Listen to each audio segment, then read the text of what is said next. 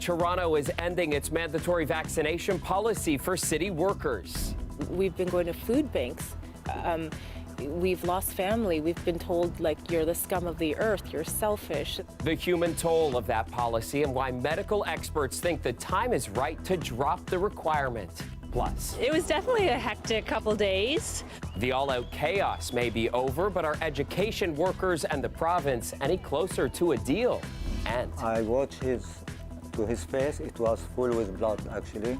The terrifying ordeal shining a spotlight on police interactions with people with disabilities. Why one Peel family is now filing a complaint.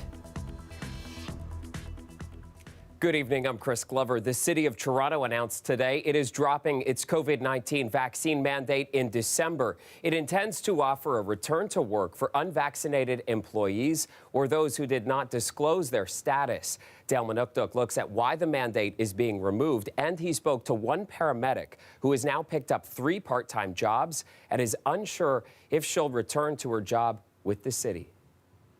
We are about to head 85 kilometers north to Tottenham, where Anita lives. She's a Toronto paramedic who lost her job because of the vaccine policy. She had to move up there because she could no longer afford to live in Toronto. The drive is about an hour and 40 minutes in the dead of rush hour. Starting route. The city first made vaccination mandatory in September 2021 as a temporary measure, but in consultation with public health says now is the right time to lift the policy. So plans change. We're actually in Newmarket, where Anita has to run some errands. She actually has to drive 30 minutes away from where she lives in order to do those sorts of things now. Anita Kim is a single mom of 4 and says it's been a year from hell. She was terminated from the Toronto Paramedic Service when the vaccine mandate was implemented. We've been going to food banks. We've lost family. We've been told, like, you're the scum of the earth. Kim is one of approximately 350 unionized city employees who either did not disclose their vaccination status or did not get vaccinated, and now will be offered reinstatement into an unpaid leave. They are reinstated now as city employees, but on leave without pay until December the 1st. This doctor agrees that the time to lift the measure is right, given the policy was about 2 doses of a vaccine. We've known for some time that in the Omicron era, 2 doses of a vaccine, while it does, of course, provide some protection against more significant illness, it does very little in the way of protecting against infection and onward transmission. Larger corporations like the big banks dropped their mandates in the spring. It's still a market where finding labor is very difficult. And all of these things working together, I think, are blowing the trade winds in the direction of, let's get rid of these policies. They really don't work anymore. Anita Kim still has her paramedic uniform, but isn't sure if she'll ever wear it again. She says the news today fell short for her and other paramedic staff who lost their jobs, a group that stays in touch and leans on each other for support. There should be back pay. We were denied EI because we were terminated for cause. There should be severance, damages paid. There is an upcoming arbitration decision for the union representing her and other paramedic staff. Dale Manukduk, CBC News, Toronto. Meanwhile, a member of Toronto's Public Health Board told the city's top doctor today to urgently explore reintroducing mask mandates in schools. It comes as a surge of sick kids swamp hospitals. We're really seeing pediatric health care taxed at the moment and strained at capacity. And I was expecting to hear something about that in the presentation to the Board of Health today. But unfortunately, we didn't hear about what's happening with kids. Toronto dropped mask mandates last March. And in a statement to CBC this evening, Toronto Public Health said it will look to guidance from the province regarding masks should the city see a sharp increase in COVID levels. Now to the contract negotiations between CUPE and the province, and the two sides are back at the bargaining table, and the kids were back in the classroom today after the 2-day work stoppage. Trevor Dunn has the latest on the negotiations. Just days after trying to knock out a strike with a legislative punch, it's now pacifism from Premier Doug Ford. I don't want to fight. I just want the kids in school. That's what I want to do. You know, I'm past stage of fighting. With a promise from the Premier to take his strike-busting legislation off the table, Ontario education workers are now off the picket lines. And after 2 school days at home, students return to class and parents are breathing a little easier. It was definitely a hectic couple days, but you know what? We overall supported the ECE workers and support staff at the school, so we understood and we kind of just held it together for the couple of days, and we're happy to be back at school now. This needs to be about the kids. We can't have a piece of legislation that says it's about kids but really isn't. This actually needs to be a conversation now about supporting workers who are supporting kids, because that is the purpose of the building that's behind me. CUPE's 55,000 workers may be back on the job, but they're still without a contract, and bargaining resumed today. The union is optimistic that the two sides aren't just heading back to the same stalemate they hit last week. What's changed? What will happen differently at this point? Well, I think what's happening at this point is that we're coming in knowing that we're on the right path, knowing that we have a great amount of support. The government says it's also trying to avoid another impasse, announcing today an upgraded deal that will benefit CUPE's lowest earners. Well, I can't get into details. We're back at the table with an improved offer, particularly for the lower income workers. Ford's new and improved offer doesn't surprise this labor expert. I think Bill 28 backfired on his government very badly. He says the backlash against the legislation and unified support from private sector unions has given CUPE a boost that the Premier can't ignore. The public clearly blamed him for students not being in school, and so that gives the union more leverage in bargaining, and it puts increasing pressure on Doug Ford to get a deal.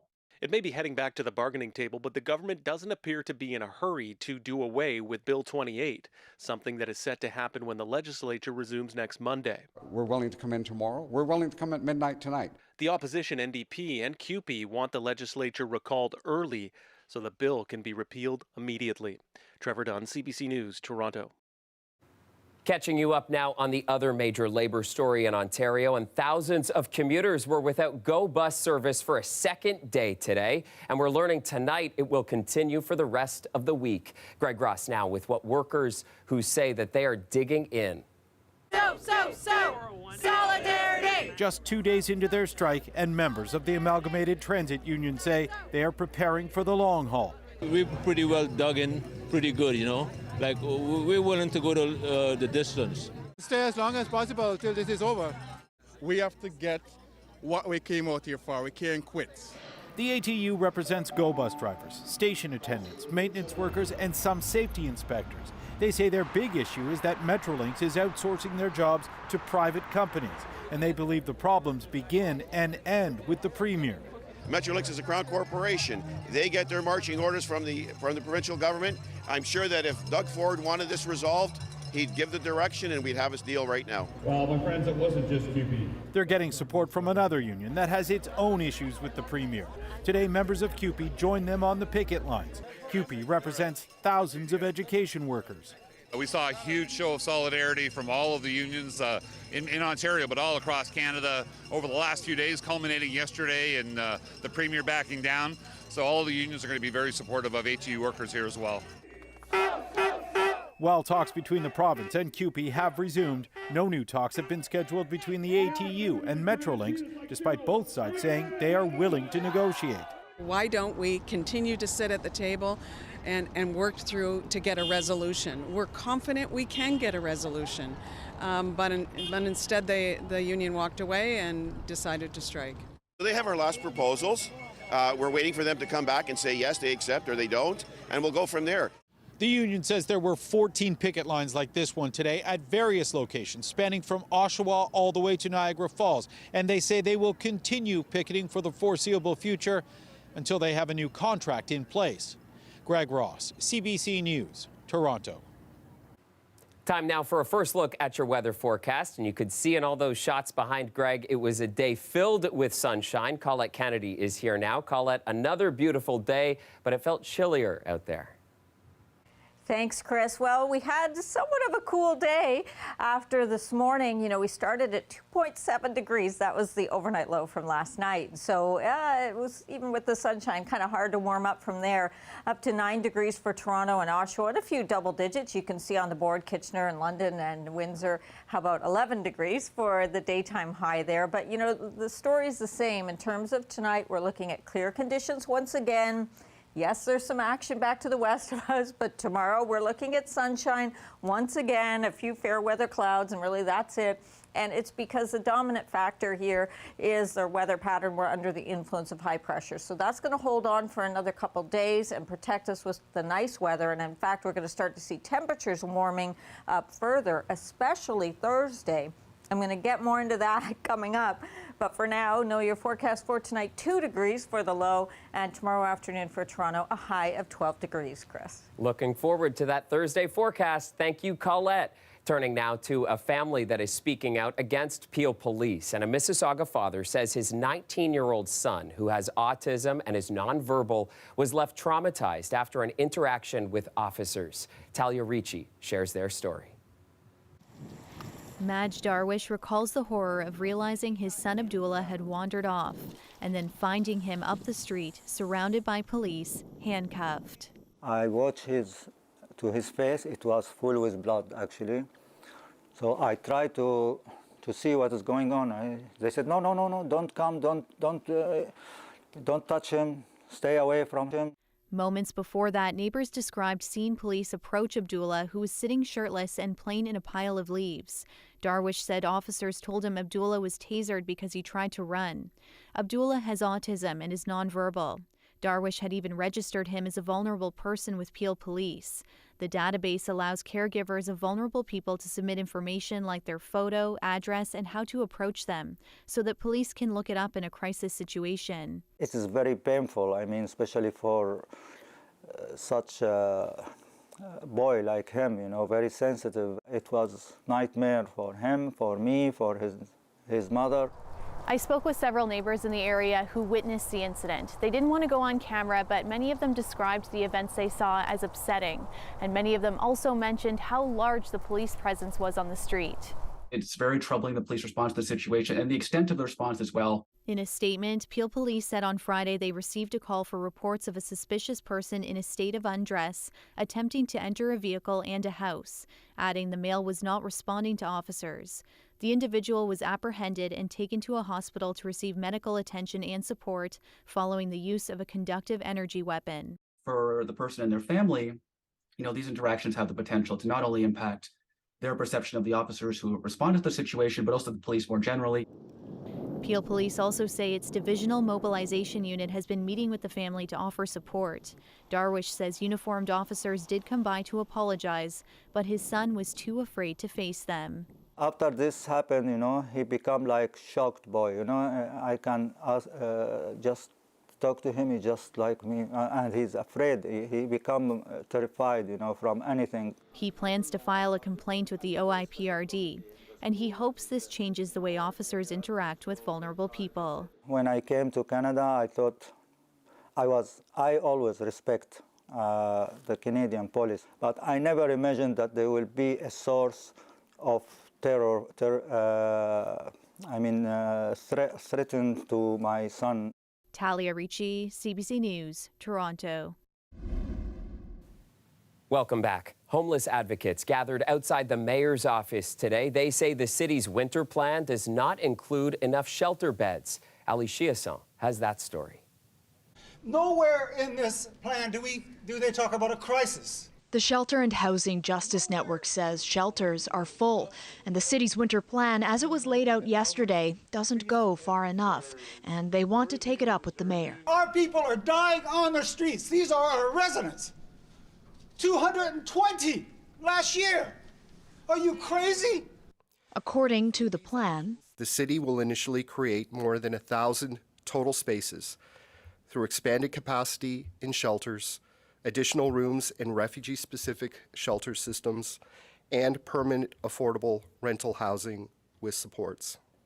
It's like the Shelter and Housing Justice Network says the city needs to open 12,700 spaces to really make a difference. I have volunteered in this sector for 15 years, and I have never, ever seen this many people on the street. It's unimaginable.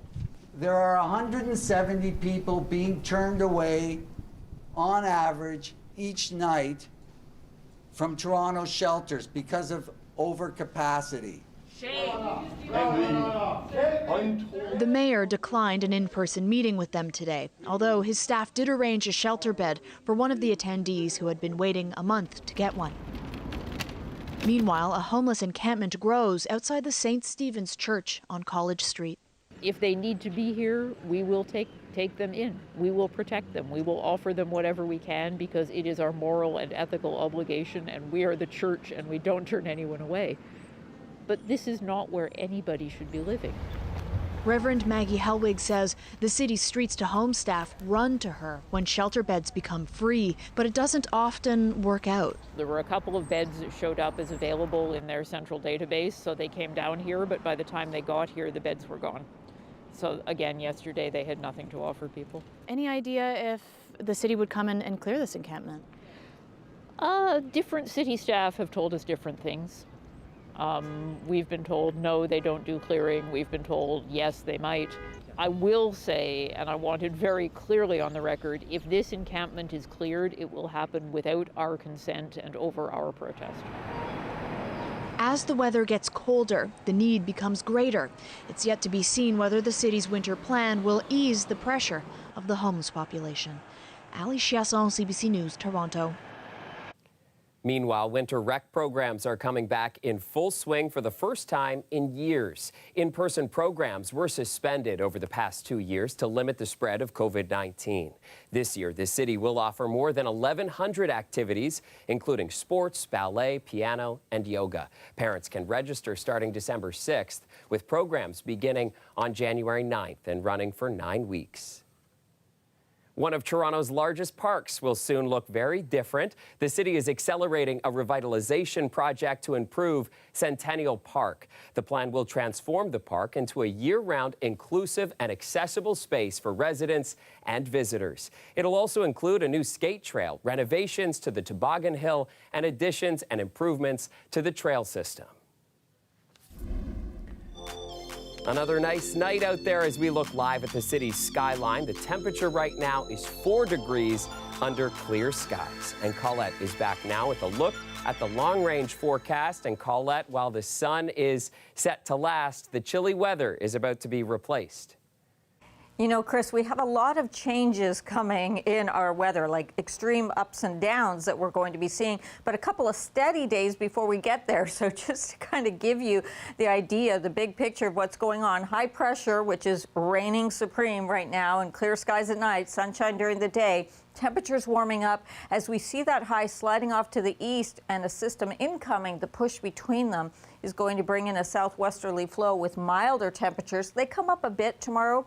You'll really notice that into Thursday.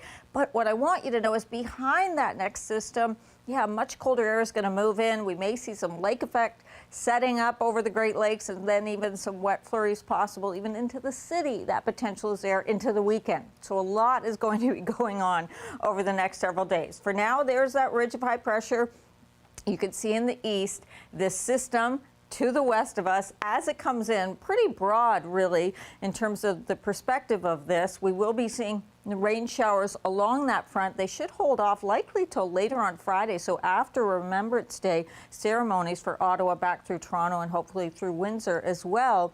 Thursday, the warm air comes in, still sunny for part of the day at least, and then it's behind that front that things are going to be changing so dramatically. Overnight tonight, a real kind of range in the temperatures. Look how cool in the negatives into eastern Ontario. I don't particularly like this model in terms of the numbers here for Toronto and Oshawa. I would knock a degree off there, and also probably for Windsor and Chatham-Kent. But as the winds shift overnight, I think they're going to take longer to shift. But once they do, it is going to help to keep a little bit of the heat in there overnight. Not exactly balmy, but you know what I mean here. So this is what we have for your 5-day forecast, okay? The high for tomorrow, 12 degrees. Mid-teens into Windsor. 17 by Thursday for Toronto. Friday, 15 showers late day. And then you see some of the extremes, especially if you check out the overnight lows there, Chris, as we get into the weekend. Break, and we'll be right back.